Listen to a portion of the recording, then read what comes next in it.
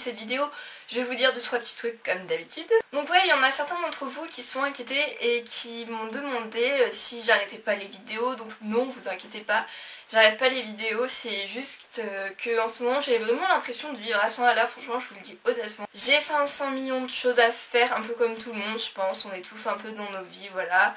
Et voilà, c'est tout simplement un manque de temps, voilà, il n'y a pas d'excuses ni quoi que ce soit. Et puis aussi je pense que je me suis bloquée un peu sur le fait que pour moi, une chaîne de danse c'est pas une chaîne de danse complètement s'il n'y a pas de vidéo d'exercice de danse. Et ça me saoule parce que je peux pas vous en tourner.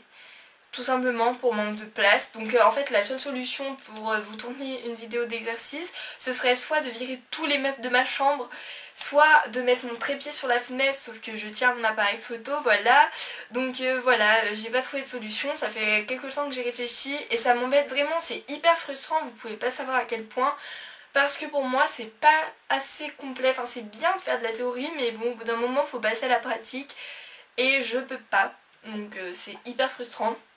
Et voilà, et du coup je pense que j'ai fait un blocage un peu par rapport à ça et je me dis en fait à chaque fois que si je vous sors une autre vidéo qu'une vidéo d'exercice, ben ça va être nul, vous allez trouver ça nul ou inutile.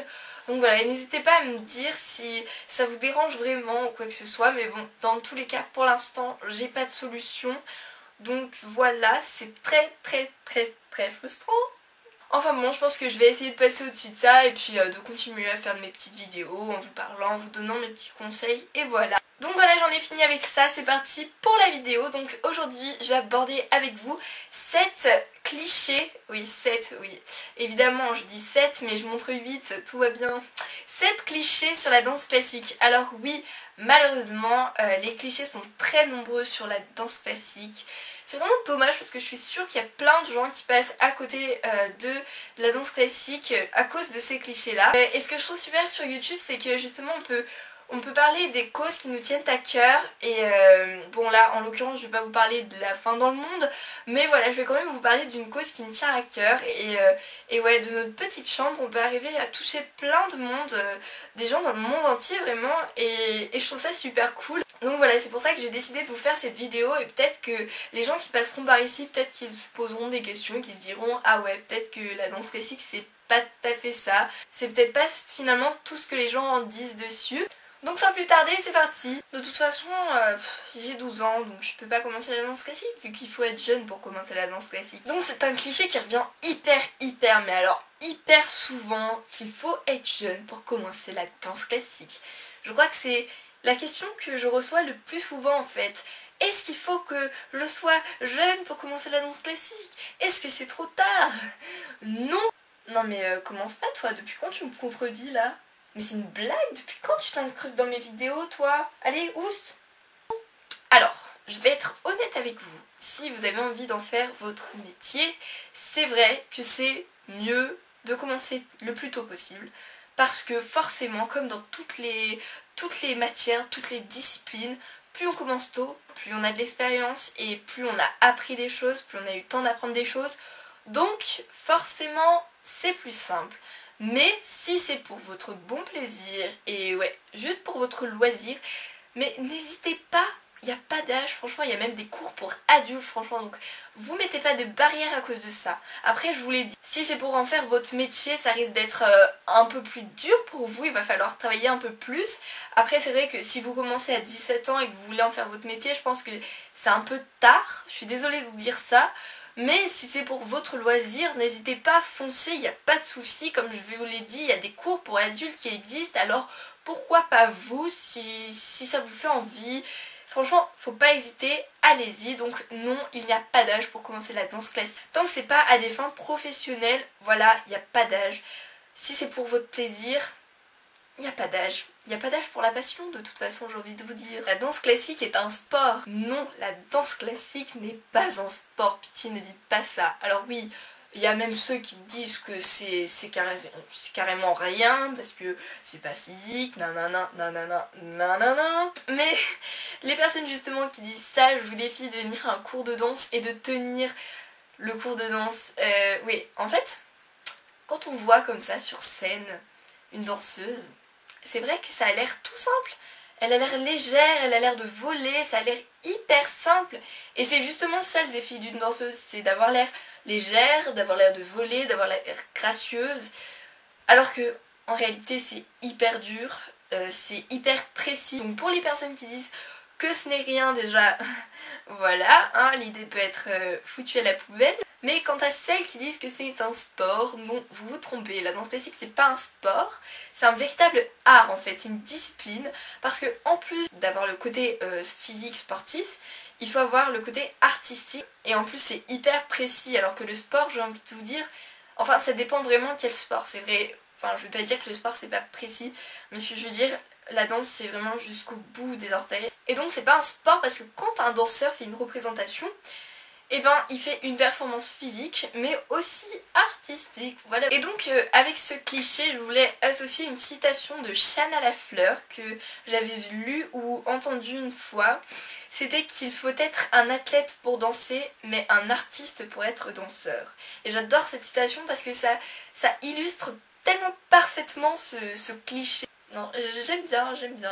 Je trouve que c'est une citation très jolie et très pertinente. Voilà. Donc pour finir là-dessus, non, la danse classique n'est pas un sport, c'est un art, une discipline. De toute façon, la danse c'est réservé uniquement aux filles. Alors ça c'est drôle aussi comme cliché, enfin qu'à moitié. Parce que c'est fou comment les gens peuvent voir les sports de manière sexiste. Genre le foot c'est pour les garçons, la danse c'est pour les filles. D'ailleurs un peu n'importe quelle danse parce que la danse en général on dit que c'est pour les filles. Alors que vraiment mais pas du tout. Franchement je sais pas quoi vous dire d'autre que absolument pas. Et la danse classique non plus. C'est absolument pas une discipline réservée pour les filles. Bon, alors oui, il y a beaucoup plus de filles que de garçons. Quoique, il y a de plus en plus de garçons et heureusement. Et c'est vraiment chouette les garçons qui font de la danse. Et d'ailleurs, ils sont souvent un peu mal vus. Mais sachez que en fait dans le milieu ils sont vraiment privilégiés parce que comme justement ils sont pas beaucoup, et ben ils ont une place privilégiée. Et puis en plus le rôle d'un garçon dans une chorégraphie n'est pas le même que celui d'une fille. La fille danse plus dans un ensemble, dans un corps de ballet, alors que le garçon a une place privilégiée. Donc voilà, c'est quand même super d'être un garçon et de faire de la danse classique, moi je trouve ça super cool. Même si je suis pas un garçon, mais en tout cas vu de l'extérieur je trouve ça cool. Les danseurs sont tous gays. Alors ce cliché me fait rire et en même temps me désole parce que c'est tellement dommage de ranger les gens dans une catégorie comme ça. Donc après ça peut partir aussi dans des débats etc. Moi, le but c'est pas non plus de partir dans un débat. Mais honnêtement dire que tous les danseurs sont gays c'est comme dire que je sais pas moi, toutes les filles qui... Je sais pas, j'ai pas d'exemple à vous donner. En fait, le seul argument que j'aurais à dire contre... Super, il y a le téléphone qui sonne, on adore. Donc j'en étais où je disais, si vous voyez certains danseurs, franchement, mais ça a aucun sens de dire qu'un garçon qui fait de la danse est plus efféminé ou est gay. Il y a certains danseurs qui sont beaucoup plus virils que certains mecs qui font pas de danse en fait. Donc voilà, je trouve ce cliché complètement absurde finalement. Surtout que j'ai des exemples qui me le prouvent au quotidien. Et puis même, vous regardez les danseurs étoiles, peut-être dans leur vie quotidienne, vous allez les découvrir autrement quoi. Et voir que non, un danseur n'est pas forcément gay, voilà. Il faut être mince pour commencer la danse classique. Donc toujours dans les critères physiques, non, il faut pas être mince pour commencer la danse classique, je suis désolée, ou pour faire de la danse classique. Ah bah désolée, mais moi je pensais que toutes les danseuses étaient anorexiques, hein. Très drôle, maintenant tu dégages, merci, au revoir.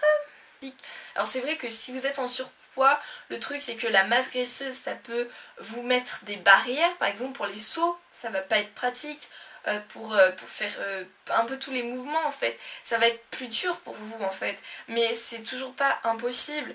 Et puis oui, là encore une fois je vais pas vous mentir, si vous avez envie d'en faire votre métier, c'est vrai que j'avais vu ça dans un reportage sur l'Opéra de Paris, ou le Conservatoire de l'Opéra de Paris, je ne sais plus. Non, l'Opéra de Paris, il me semble, avec les petits rats, c'est qu'ils étaient pesés toutes les semaines. Donc ouais, je vais pas vous le cacher, ça c'est vrai. Ils sont pesés toutes les semaines pour pouvoir être à l'aise en fait quand on danse. Parce que si on est en surpoids, c'est dur de danser. Et puis c'est aussi pour que le corps de ballet soit harmonieux dans ces cas-là. Donc voilà, mais si c'est pour votre bon plaisir, n'hésitez pas à vous lancer, même si vous avez un peu de masse graisseuse, c'est pas grave. Allez-y, il n'y a pas de souci. Donc voilà, peut-être que vous aurez plus de difficultés qu'une personne qui est fine comme une brindille. Mais voilà, c'est pas grave et vous allez vous accrocher et c'est pas grave. Donc voilà, pour dire qu'il faut pas forcément être maigre pour faire de la danse. La danse classique se pratique toujours en tutu. Alors ça aussi c'est un cliché qui me fait rire, mais alors, à un point c'est comme si genre à tous les cours qu'on se ramenait avec notre petit tutu. Mais je pensais que tu mettais ton tutu à tous les cours moi. Non mais puis quoi encore, tu me vois me trimballer avec mon tutu tous les jours ou... Ah ouais, effectivement dit comme ça c'est pas très pratique. Sans blague. Alors je sais pas, je pense que vous avez tous en tête quand vous parlez de tutu, le fameux tutu plateau comme ça, sauf que ce truc en fait c'est un diamètre assez large souvent et vous imaginez pas à quel point ce serait pas pratique de danser avec ça tous les jours en fait. Bah alors oui, vous allez me dire, vous dansez bien avec ça aux représentations, oui, mais tous les jours ce serait vraiment pas pratique. Et puis même se le ramener dans notre sac, se changer, mettre le tutu quoi, enfin c'est... Non, non. Donc non, je vous rassure, on passe pas tous nos cours en tutu, hors des questions. Il faut être souple pour commencer la danse classique. Donc en dernier cliché, un critère physique, encore une fois. Donc sachez que la souplesse s'acquiert en faisant de la danse classique et non avant, enfin avant évidemment si vous avez fait d'autres choses ou que vous êtes souple naturellement ou vous travaillez votre souplesse, là il n'y a pas de souci, mais ce que je veux dire si vous avez rien fait avant, que vous n'êtes pas souple etc, c'est normal, en fait c'est tout simplement normal. Après il y a des gens qui sont plus souples que d'autres, mais c'est normal. Ce que je veux dire, moi je suis pas arrivée quand j'ai commencé, j'avais mon grand écart, dam tadoum diloum, non, non, je suis arrivée souple comme un manche à balai, hein, comme tout le monde, voilà, et la souplesse c'est fait au fil des années, surtout que quand même j'ai commencé plus jeune, j'ai toujours eu l'habitude d'être souple tout simplement, mais c'est quelque chose qu'il faut vraiment entretenir et c'est quelque chose qui s'acquiert justement en travaillant, donc c'est pas quelque chose qu'on a directement. Donc celles qui me disent ouais mais est-ce qu'il faut que je sois souple pour commencer la danse? Pas forcément, vous allez l'acquérir la souplesse en faisant de la danse. Donc voilà, pas forcément besoin d'être souple direct en commençant. Alors certes ça peut vous aider, vous donner des facilités, mais la souplesse ne fait pas tout en danse. Donc voilà, sachez que on l'acquiert en dansant et on n'a pas forcément besoin de l'avoir avant de commencer. Voilà, j'en ai fini, j'espère que vous avez bien aimé cette vidéo. En tout cas moi je me suis bien amusée à la tourner. Ça faisait du bien de vous retourner une vidéo, ça m'a manqué. J'espère vraiment que ça vous a plu. J'ai essayé de mettre un petit peu d'humour dans les vidéos, je sais pas si vous avez vu, mais bon je suis pas pro en la matière alors voilà. Alors je souhaite pour terminer cette vidéo en beauté, je le fais pas souvent, mais vous demander de partager au maximum cette vidéo. Parce que toi là, oui toi, si toi aussi tu es un danseur et que tu en as marre d'entendre ces clichés sur la danse classique, sur cet art que tu adores tant et que ça t'énerve, eh bien partage cette vidéo pour qu'on en arrête avec les clichés. Alors je sais que les mentalités vont pas changer avec une simple petite vidéo, n'est-ce pas? Mais voilà, peut-être que partager, on pourra toucher comme ça plus de monde. Donc voilà, je vous le dis, je le dis pas souvent mais cette fois je vous le dis, partagez au maximum cette vidéo si vous aussi vous en avez marre des clichés sur la danse et que vous avez envie de montrer à ces personnes qui croient à ces clichés que c'est pas vrai tout simplement, à des personnes de votre entourage ou à vos amis etc.